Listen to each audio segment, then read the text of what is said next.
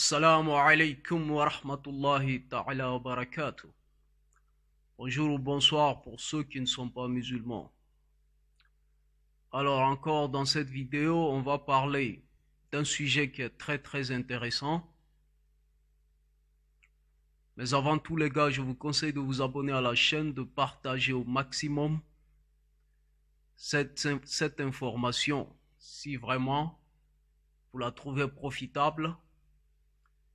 Parce que sur cette chaîne, on aura à faire plusieurs expositions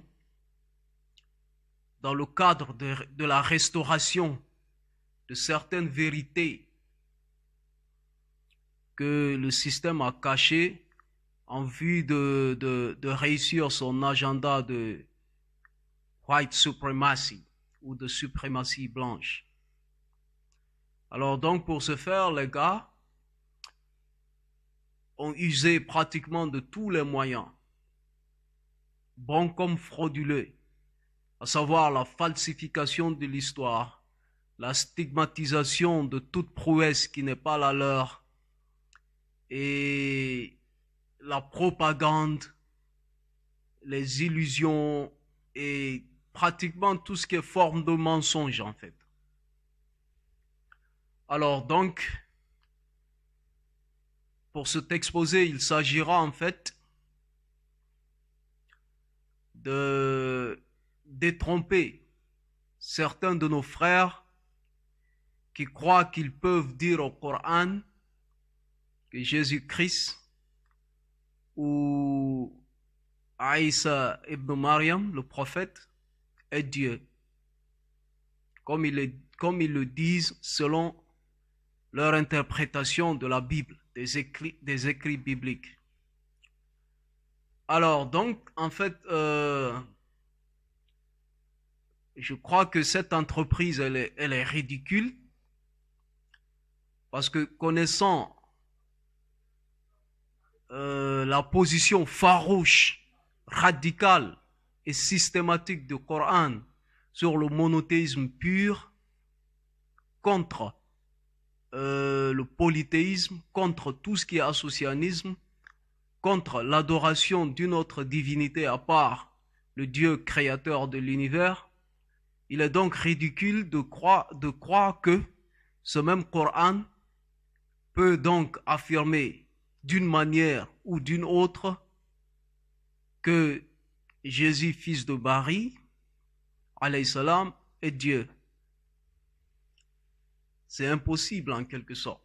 Donc, durant cet exposé, on verra en quoi cette tentative elle est vaine et ridicule en fait. Alors donc, nous savons que nos frères chrétiens, en fait c'est nos frères, je dis bien nos frères, et je le dis dans le bon sens du terme, parce que dans le principe islamique, c'est pas parce que l'autre n'est pas de ta confession religieuse qu'il est ton ennemi. Non, il est parfaitement possible de cohabiter avec d'autres hommes qui sont d'autres confessions religieuses aussi longtemps que les uns et les autres respectent les droits des uns et des autres. D'accord? Donc, ce sont nos frères. S'ils ne le sont pas en religion, ils le sont en ethnie, ils le sont en voisinage, ils le sont en humanité. D'accord?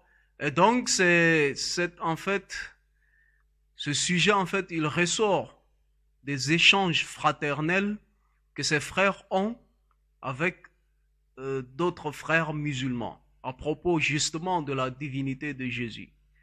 Et donc, les gars font leur discussion en se basant sur les écrits bibliques et les écrits coraniques. Voilà. Alors donc, on va donc aller droit au sujet. Et les frères, en fait, lorsqu'il s'agit de dire que le Coran affirme que Jésus-Christ est Dieu, c'est parce qu'en fait, ils ne savent pas que, contrairement à la Bible, le Coran ne s'interprète pas de façon instinctive, en fait. que la lecture du Coran, elle est méthodique et guidée, elle est structurée. C'est pas comme la Bible où on saute, on tombe sur les choses et on les interprète comme bon nous semble en fait. C'est pas le cas avec le Coran. Alors le prophète alayhi salatu wassalam, il nous fait savoir que le Coran s'interprète de 3 différentes manières, qui sont le fait d'expliquer le Coran par lui-même, c'est-à-dire prendre certains versets pour expliquer d'autres, et le fait que le Coran s'explique par les enseignements du prophète lui-même. Et le 3e élément, c'est le fait qu'on interprète le Coran à partir de la connaissance humaine naturelle et établie, comme par exemple les connaissances empiriques, c'est-à-dire les sciences naturelles, les sciences exactes. D'accord? Alors, donc, il existe plusieurs ouvrages d'exégèse sur le Coran qui sont plutôt en vigueur dans le monde, dans l'académie islamique, à savoir l'exégèse ou tafsir ou explication de Ibn Kathir, de Ibn Majah,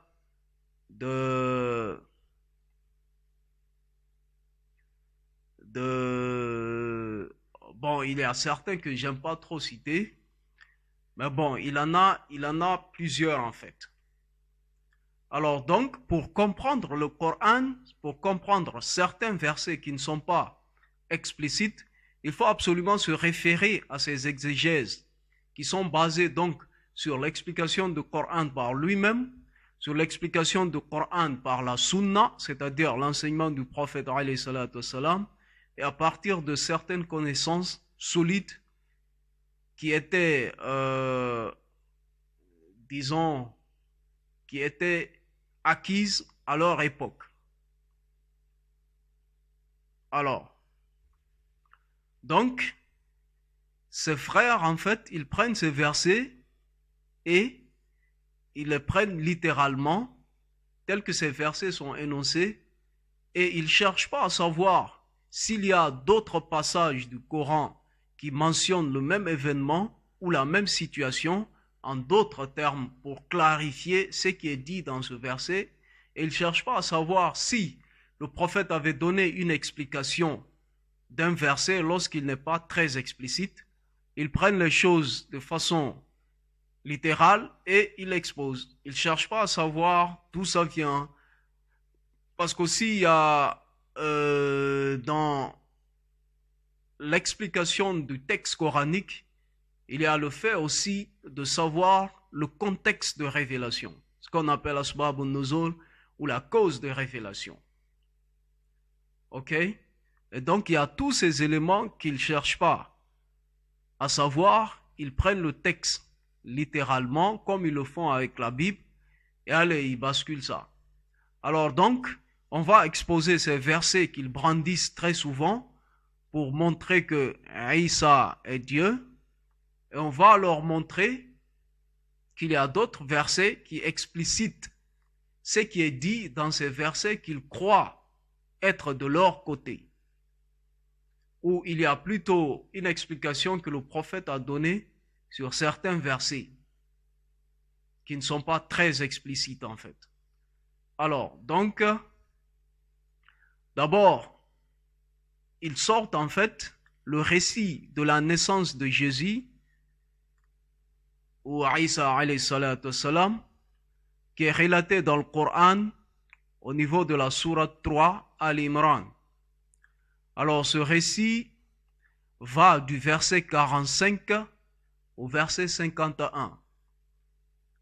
Alors, donc, on va lire ce récit et on va faire des petits commentaires pour en fait faire comprendre à ces gens qu'ils ne comprennent pas le texte dans son vrai sens. Et on va envoyer d'autres versets en fait qui clarifient notre position et la position du Coran quant au statut de Jésus, fils de Marie. Alors,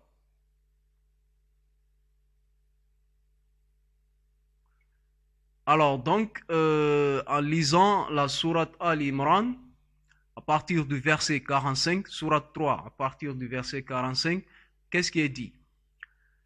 Sourate 3, verset 45. Un jour, Marie entendit les anges lui dire, « Ô Marie, Dieu te fait l'heureuse annonce d'un verbe émanant de lui, qui aura pour nom le Messie, Jésus, fils de Marie. Il sera illustre dans ce monde et dans l'autre, et comptera parmi les élus de Dieu. » Alors ici, les gens se cramponnent sur les termes d'un verbe émanant de lui. Donc pour eux, puisque Isa est le verbe de Dieu, il est donc le fils de Dieu ou il est Dieu lui-même. Parce qu'il interprète en fait ce verset en se basant sur certains versets de la Bible. Mais alors le problème avec la Bible est que dans la Bible on ne distingue pas. On n'a pas, disons, de méthode solide, efficace pour distinguer le vrai du faux. Parce qu'on sait, tout le monde le sait parfaitement que la Bible contient plusieurs paroles dont certaines on ignore l'origine. Donc ça contient du vrai et du faux. D'accord? Donc c'est pourquoi moi, j'aime pas trop me baser sur le texte biblique pour poser des arguments.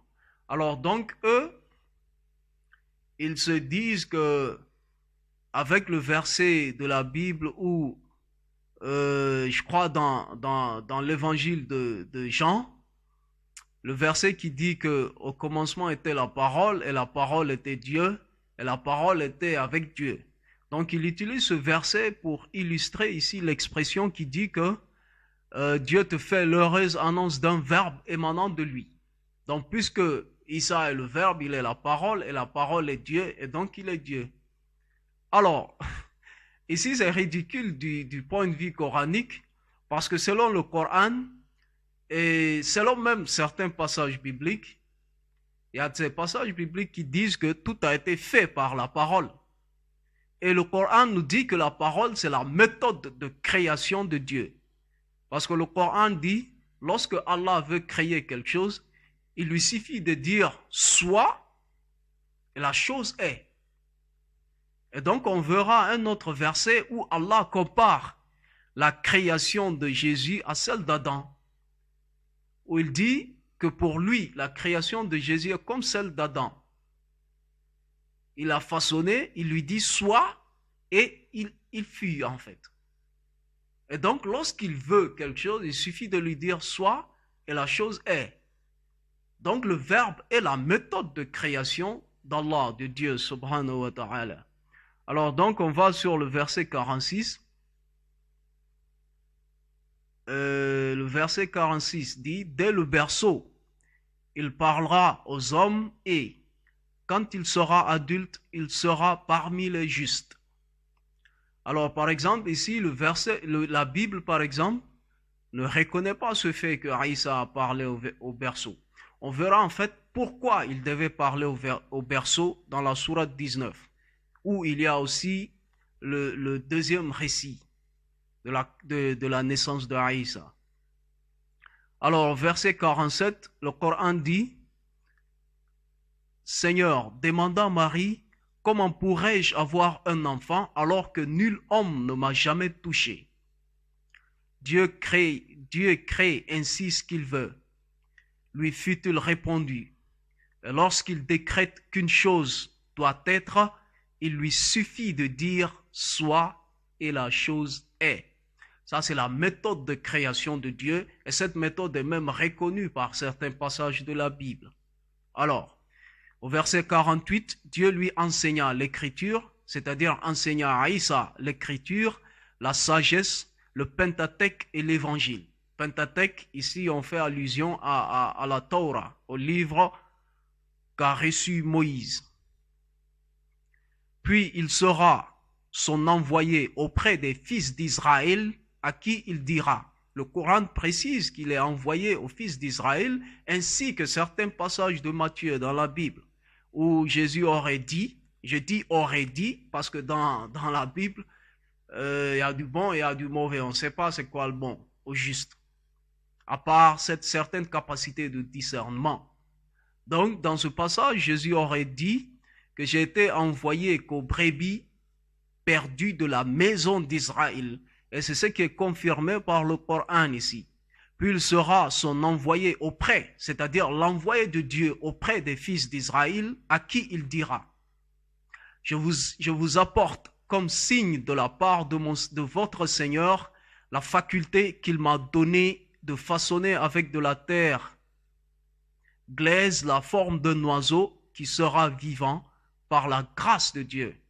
Dès que j'aurai soufflé dessus, je guérirai aussi l'aveugle-né et le lépreux, et je ressusciterai les morts par la permission de Dieu. Il précise bien, par la grâce ou la permission de Dieu.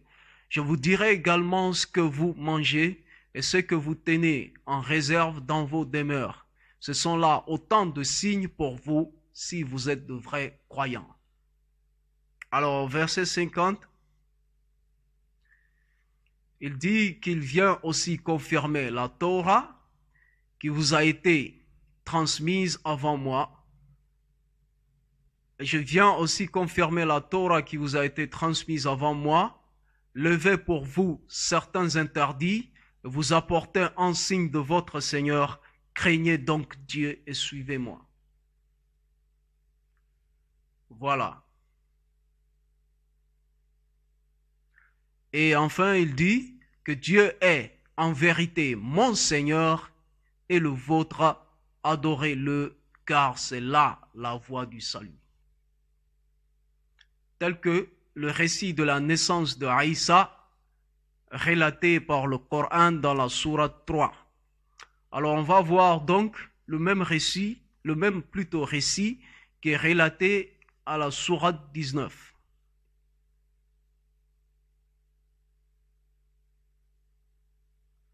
Alors ici, c'est à partir du verset 16, le récit commence. Alors on prend donc la sourate 19, Mariam, et la sourate a été baptisée d'après le nom de la mère de Aïssa, Marie, qui est la version arabe et Mariam. Donc sourate 19, verset 16, rappelle aussi l'histoire de Marie, telle qu'elle est fait mention dans le Coran, lorsqu'elle se retira en un endroit situé à l'est, loin de sa famille. Donc ici, le Coran dit au prophète Mohammed sallallahu alayhi wa sallam, rappelle aussi l'histoire de Marie, telle qu'il est fait mention dans le Coran, lorsqu'elle se retira en un endroit situé à l'est, loin de sa famille. Alors ici, le Coran, c'est aussi un livre qui est venu restaurer les mensonges qui ont été collés sur certains prophètes avant lui, à savoir notamment le prophète Moïse et le prophète Aïssa alayhi salatu wassalam. Alors donc c'est pourquoi l'autre nom du Coran c'est Furqan. Furqan signifie le juge. C'est lui qui vient distinguer le vrai du faux. C'est pourquoi donc on retrouve tous ces récits dans le texte coranique, parce qu'il est venu restaurer les falsifications qui ont été appliquées sur la religion enseignée par Aïssa. Alors donc au verset 17,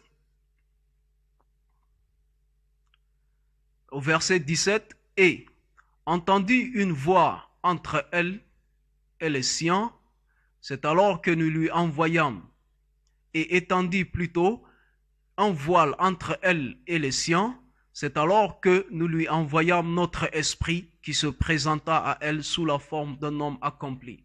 Alors donc l'ange Gabriel qui était venu lui donner la grossesse de Aïssa s'était présenté en elle sous forme d'un humain, d'un bel homme. Alors elle lui dit, Marie lui dit, je cherche refuge contre toi auprès du tout miséricordieux, si tant est que tu le craignes. Alors l'ange répondit, je ne suis, dit-il, qu'un envoyé de ton Seigneur chargé de te faire présent d'un garçon immaculé. Alors Marie, comment s'étonna-t-elle? Pourrais-je avoir un enfant alors qu'aucun être humain ne m'a jamais touché et que je n'ai jamais été une femme de mœurs légères. Alors ici, elle n'a jamais eu de lien avec un homme et elle n'était pas aussi une femme de vie en fait. Il lui fut répondu, ainsi en a décidé ton Seigneur qui a dit, rien n'est plus facile pour moi. Nous ferons de cet enfant un signe pour les hommes et une miséricorde émanant de nous. Et il en fut ainsi. Elle devint donc enceinte de l'enfant et se retira avec lui en un lieu éloigné. Puis, saisie par les douleurs de l'accouchement, elle s'adossa au tronc d'un palmier en s'écriant, « Plus à Dieu que je fusse morte et oubliée bien avant cet instant. » Tellement en fait, elle savait que elle allait recevoir des blâmes. On allait la prendre pour quelqu'un qui a commis l'adultère et tous ces blâmes sur elle. Donc elle avait même imploré le Seigneur de la faire mourir avant même qu'elle enfante un enfant dont on ne connaîtrait pas entre griffes le père. Une voix l'appela alors de dessous d'elle, « Ne t'afflige point, ton Seigneur a fait jaillir un ruisseau à tes pieds. Secoue vers toi le tronc du palmier, il en tombera sur toi des dattes mûres et succulentes. Mange, bois et réjouis-toi. S'il t'arrive de voir quelqu'un, dis-lui, j'ai fait vœu d'un jeûne au tout miséricordieux. Je ne parlerai donc aujourd'hui à aucun être humain. » Puis elle revint auprès des siens avec l'enfant dans ses bras. « Ô Marie, lui dirent-ils, quel acte monstrueux as-tu commis là?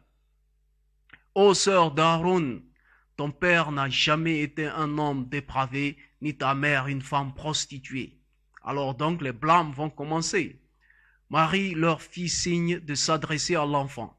« Est-il possible, s'étonnèrent-ils, de parler à un enfant encore au berceau? » Alors, voici donc la raison pour laquelle Aïssa a commencé à parler au berceau. C'était d'abord pour disculper sa mère de toutes ces accusations qu'elle allait naturellement subir. Alors le bébé dit, « Je suis, dit l'enfant, un serviteur de Dieu. Il m'a donné l'écriture et a fait de moi un prophète. Il a fait de moi un être béni où que je sois. Il m'a ordonné de pratiquer la salat et la zakat ma vie durant, c'est-à-dire de faire la prière et l'aumône ma vie durant. Ainsi que d'être bon envers ma mère, il n'a point fait de moi un être violent ni méchant. Que la paix soit sur moi le jour où je naquis, le jour où je mourrai et le jour où je serai ressuscité. » Tel est en toute vérité Jésus, fils de Marie, qui fait encore l'objet de tant de querelles. Voici comment le Coran expose de façon fabuleuse les récits sur lesquels on a collé tant de mensonges. Alors souvent les frères parlent aussi de cette histoire de mort et de résurrection de Jésus qui est mentionnée ici. Alors ici on va leur faire comprendre que le prophète, en fait, ça arrive, on va arriver sur ce verset tout à l'heure, après donc ceci. Alors donc, ici, nous avons en fait le verset sur lequel, en quelque sorte, se basent nos frères chrétiens pour nous prouver que Jésus est Dieu, il est le Fils de Dieu ou il est Dieu. Alors l'autre verset c'est quoi? Pour en fait justifier la crucifixion, le fait que Jésus a été crucifié en fait pour payer les péchés du monde, il nous sort ce verset. Et ce verset est aussi dans la sourate 3, c'est le verset 55. Alors, Allah dit donc à Isa ibn Maryam, c'est alors que Dieu dit, « Ô Jésus, je vais mettre fin à ta mission sur terre, t'élever vers moi, te purifier, te débarrasser des négateurs et placer ceux qui t'ont suivi au-dessus de ceux qui t'ont régné jusqu'au jour dernier. À la fin, vous ferez tous retour vers moi et je trancherai alors vos différends.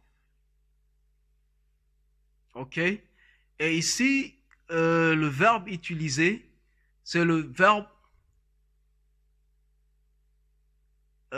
Allah, en fait, a utilisé le verbe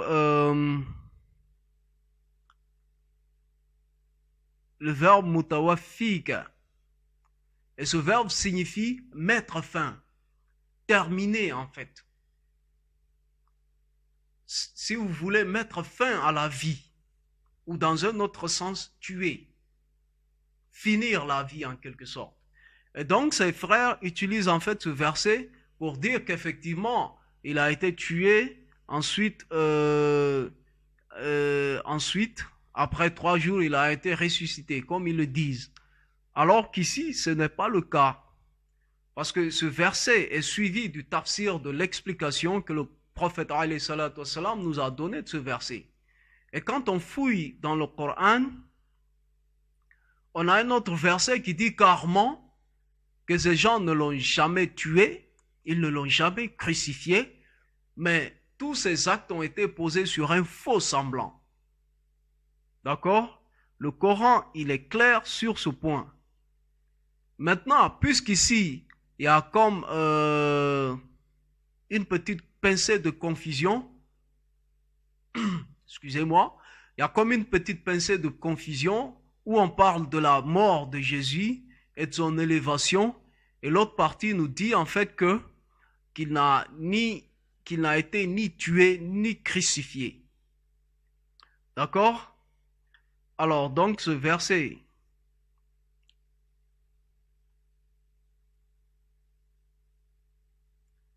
on le retrouve dans la sourate An-Nisa, c'est le verset 157. Et ce verset dit quoi? Également pour avoir dit, c'est-à-dire qu'ils ont commis des monstrueuses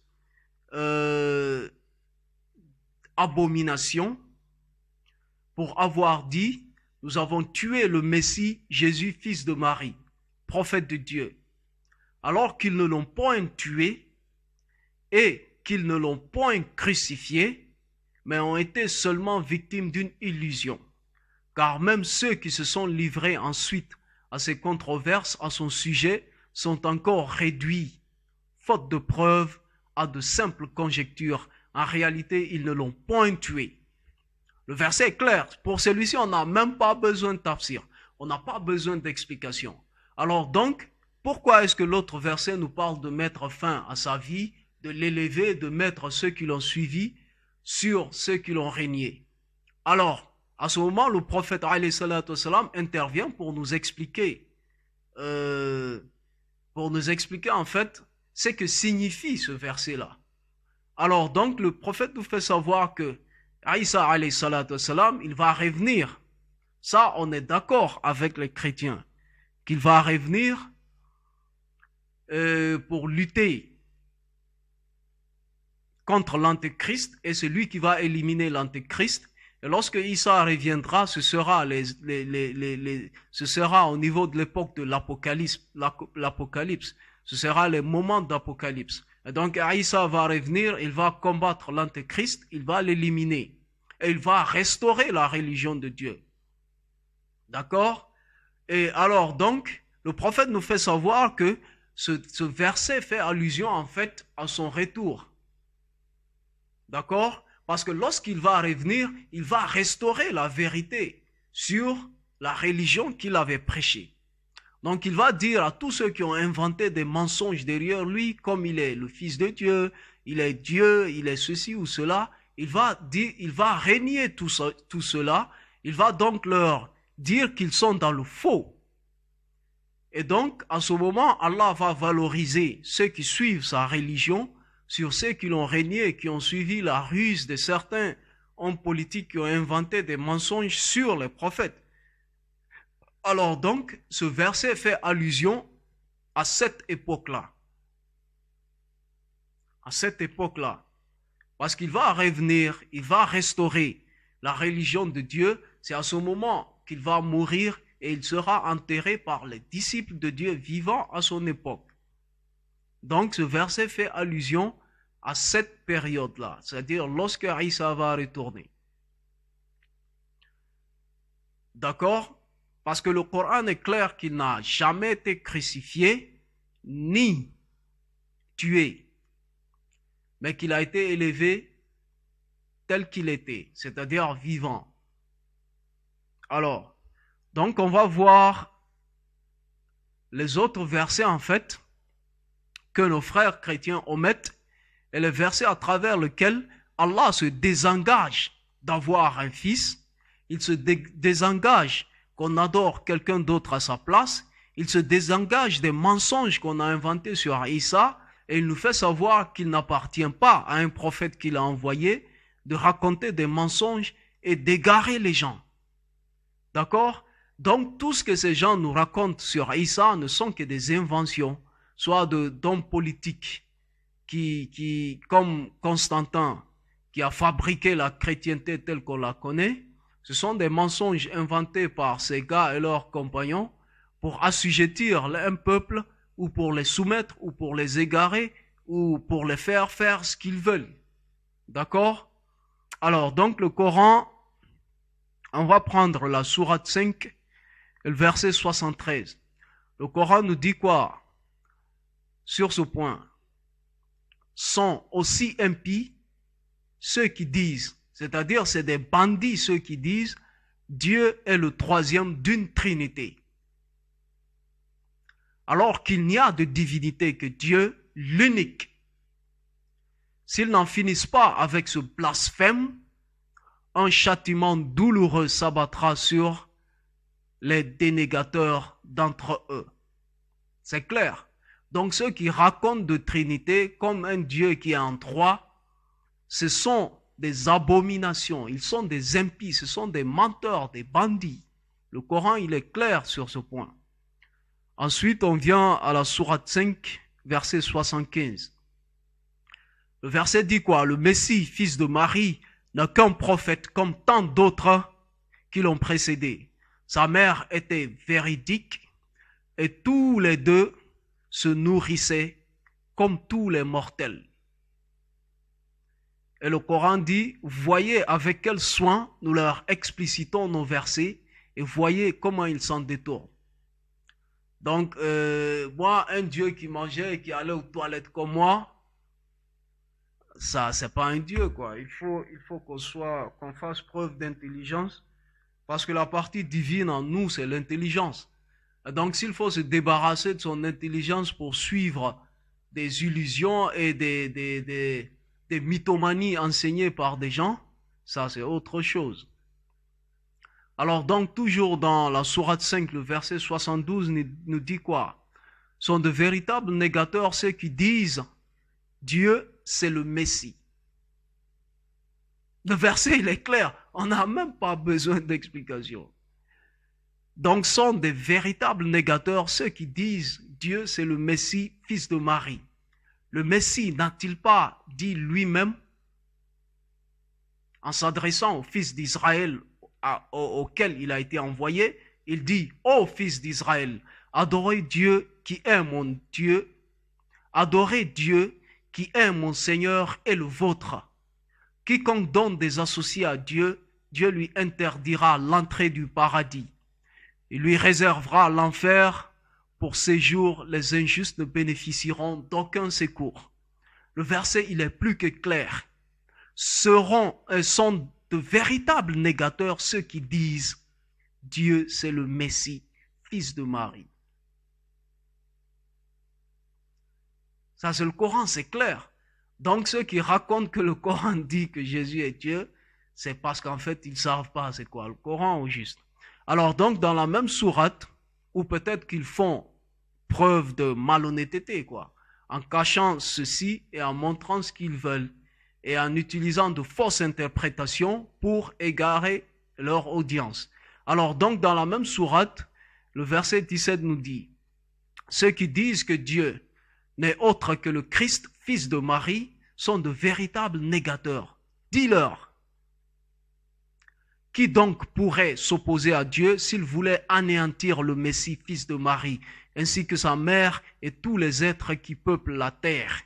Dieu n'est-il pas le maître des cieux, de la terre et de l'espace qui les sépare? Il crée ce qu'il veut et sa puissance s'étend à tout l'univers. On ne peut pas être plus clair, les gars. Mais les gens, ils vous cachent ces versets et vous montrent ce qu'ils veulent utiliser pour vous tromper.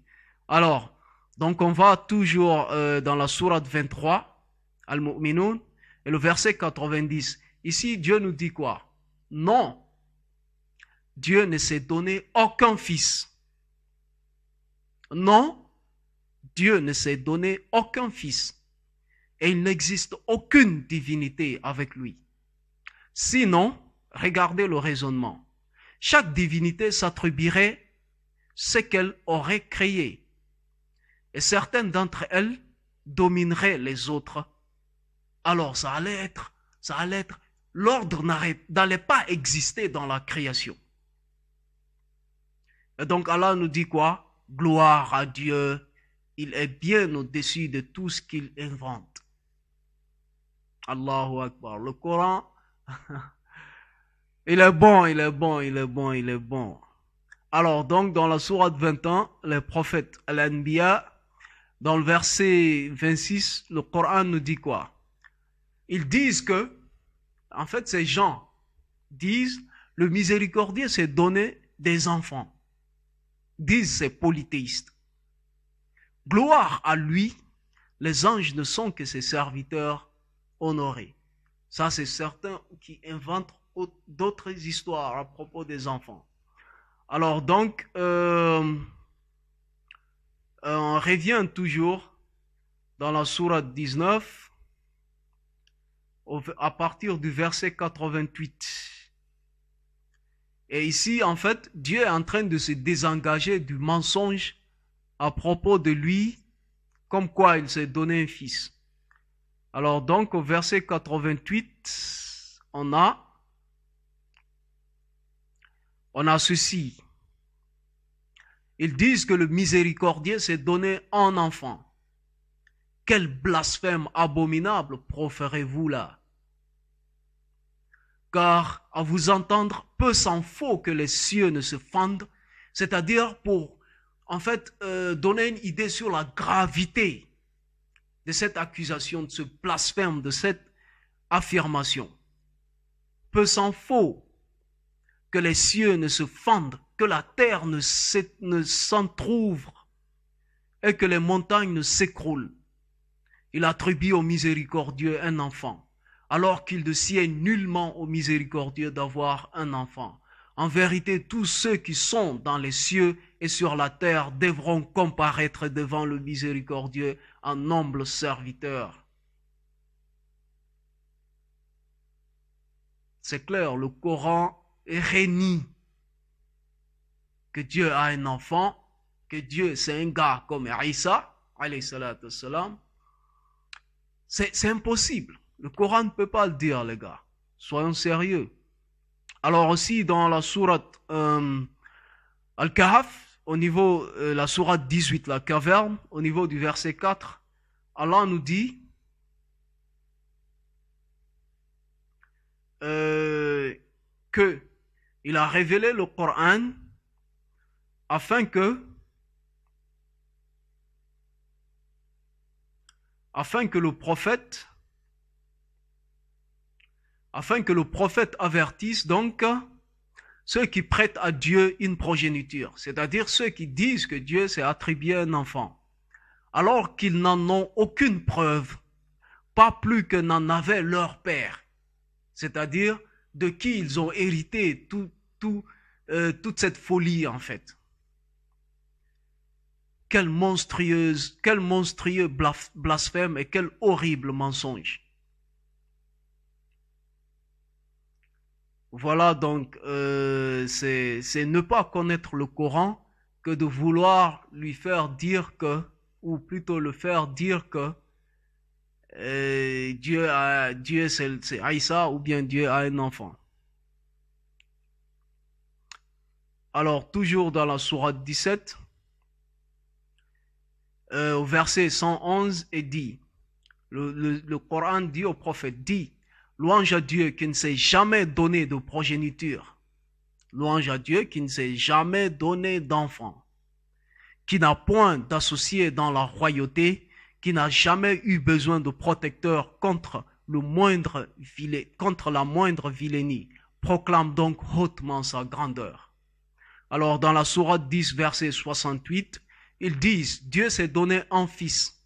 Gloire à Dieu qui se suffit à lui-même et à qui appartient tout ce qui est dans les cieux et sur la terre. Vous n'avez aucune preuve à l'appui de ce que vous avancez.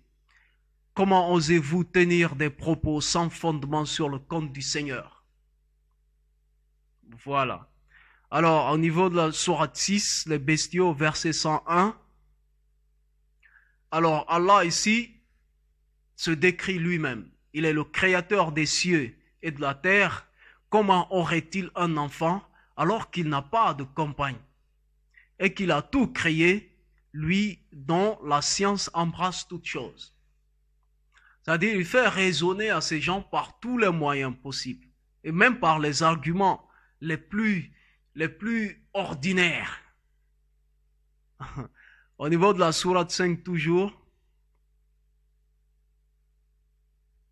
Alors ici, ce verset va donc nous anticiper sur le procès que subira Isa ibn Maryam au jour de la résurrection, au jour du jugement. Alors, c'est le verset 116 de la sourate 5, la table. Et lorsque Dieu a dit à Jésus, « Ô Jésus, fils de Marie, est-ce toi qui as dit aux hommes, prenez-nous, ma mère et moi, pour divinité en dehors de Dieu? Gloire à toi, dit Jésus, il ne m'appartient pas de dire ce qui n'est pas une vérité pour moi. Si je l'avais dit, ne l'aurais-tu pas su, car tu connais le fond de ma pensée et je ne connais rien de la tienne. En vérité, les mystères n'ont point de secret pour toi. » Voilà, donc ça, c'est la question que Allah posera à Isa ibn Maryam, à Jésus, le jour de la résurrection, lorsqu'il va comparaître à la barre. Et donc, Jésus va se défendre de cette manière. Alors, toujours dans la sourate 4, le verset 171, on nous dit, « Ô gens des Écritures, ne soyez pas excessifs dans votre religion. Dites uniquement la vérité sur Dieu. Le Messie Jésus, fils de Marie, est seulement l'envoyé de Dieu, son Verbe, déposé dans le sein de Marie, un esprit émanant du Seigneur. Croyez en Dieu et en ses prophètes, mais ne parlez pas de Trinité. Cessez d'en parler dans votre propre intérêt. Il n'y a qu'un seul Dieu et il est trop glorieux pour avoir un fils. N'est-il pas le maître des cieux et de la terre? N'est-il pas suffisant comme protecteur? » Alors, ici aussi, les frères utilisent ce verset comme quoi Dieu a dit que Aïssa est son verbe qui a été déposé dans le sein de Marie. Mais les gars, vous êtes un verbe qui a été déposé dans le sein, dans les entrailles de vos mères. Je suis un verbe qui a été déposé dans les entrailles de ma mère. Tout le monde, tous ceux qui sont sur la terre, en fait, sont des verbes d'Allah qui ont été déposés dans les entrailles de leur mère. Tout ce qui est création, c'est le verbe d'Allah. C'est le verbe de Dieu. Le Coran et la Bible sont unanimes sur ce point, que Allah, lorsqu'il veut créer, il crée par la parole. Il suffit de dire soit et la chose est. Et donc nous sommes tous des verbes qui ont été déposés dans les matrices de nos mères. Voilà. Et aussi certains argumentent sur le fait que le verset au niveau de la sourate Maryam dit que Aïssa est un enfant pur. Mais écoutez les gars, nous le prophète alayhi salatu wassalam nous apprend que tout enfant qui naît, quelle que soit la mère, la région, le peuple duquel est sorti cet enfant, il naît pur, parfaitement soumis à Dieu. Tout enfant qui naît pur, parfaitement soumis à Dieu, comme tout ce qui est création dans la nature d'ailleurs, est parfaitement soumis à Dieu sauf les humains qui, après avoir acquis la conscience, peuvent désormais choisir d'être soumis à Dieu ou d'être rebelles, ainsi que les djinns en fait. Ces deux communautés sont dotées du choix. Mais tout le reste est parfaitement soumis à Dieu, parfaitement pur et soumis à Dieu. C'est donc le cas d'un bébé humain jusqu'à ce qu'il soit conscient.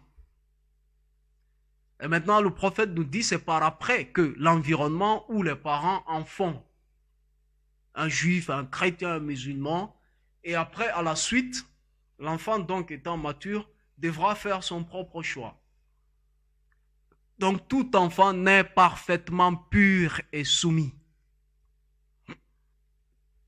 Alors donc, on continue. Il y en a plein dans le Coran.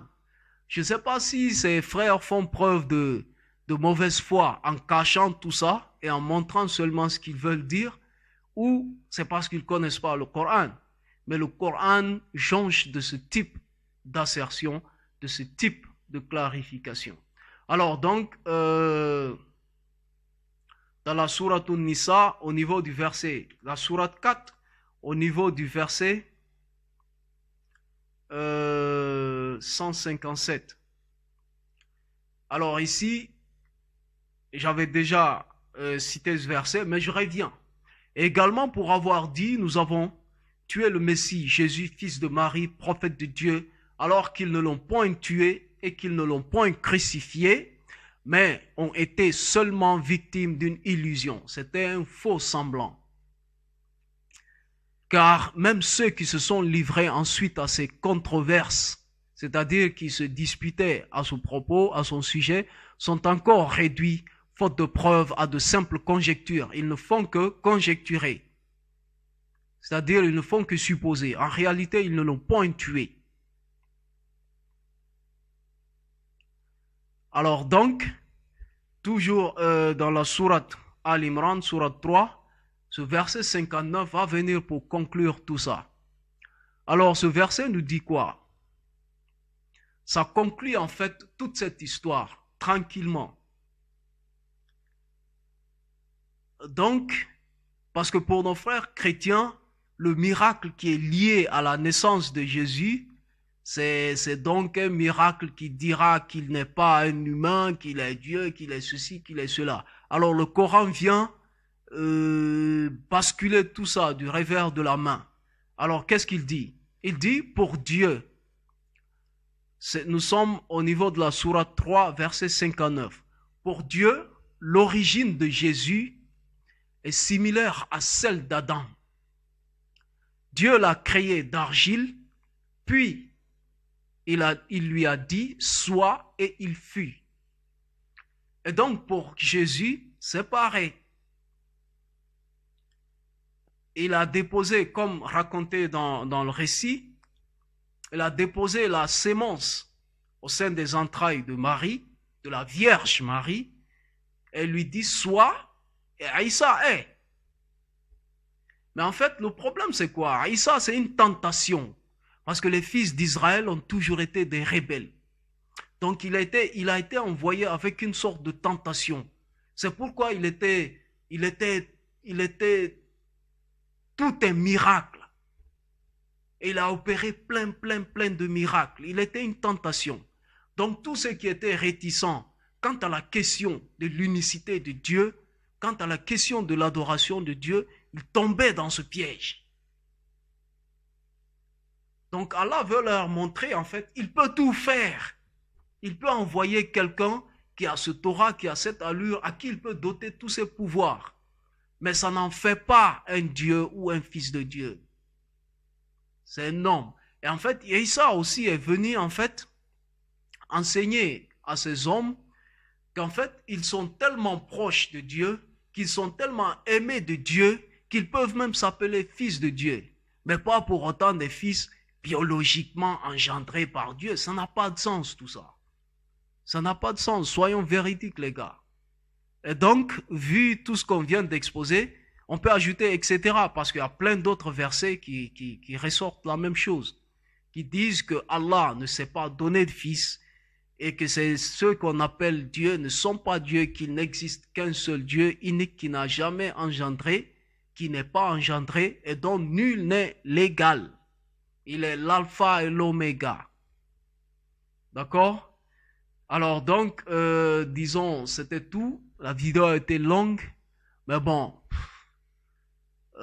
parce qu'en fait, je n'aime pas manquer de détails, quoi. Donc, du coup, ça fait que elle s'est enflée. Mais bon, c'est pas grave. Prenons le temps de nous cultiver, d'apprendre, ou peut-être. En tout cas, j'attends des critiques en commentaire. Et j'aime pas qu'on avale me dire comme cela. Comme je l'avais dit l'autre fois, j'aime qu'on me critique. J'aime qu'on me dise que là, c'est pas vrai. T'as dit faux ici. Ok? J'aime qu'on me corrige. J'aime qu'on me demande de me justifier, de me prouver. Ou j'aime qu'on me démentisse plus. J'aime pas qu'on prenne mes choses de façon indifférente. Non. Je veux pas. Je suis pas un donneur de leçons, mais je suis quelqu'un qui tire la sonnette d'alarme. Quelqu'un qui fait réfléchir, en fait. Donc, réfléchissons sur tout ça. Alors, sur ce, pour ne pas que ce soit trop long, qu'Allah donc nous donne une compréhension juste des choses, qu'il nous édifie et qu'il nous augmente en connaissance, en sagesse bénéfique dans ce bas monde et dans l'au-delà. Wassalamu alaikum wa rahmatullahi ta'ala wa barakatuh.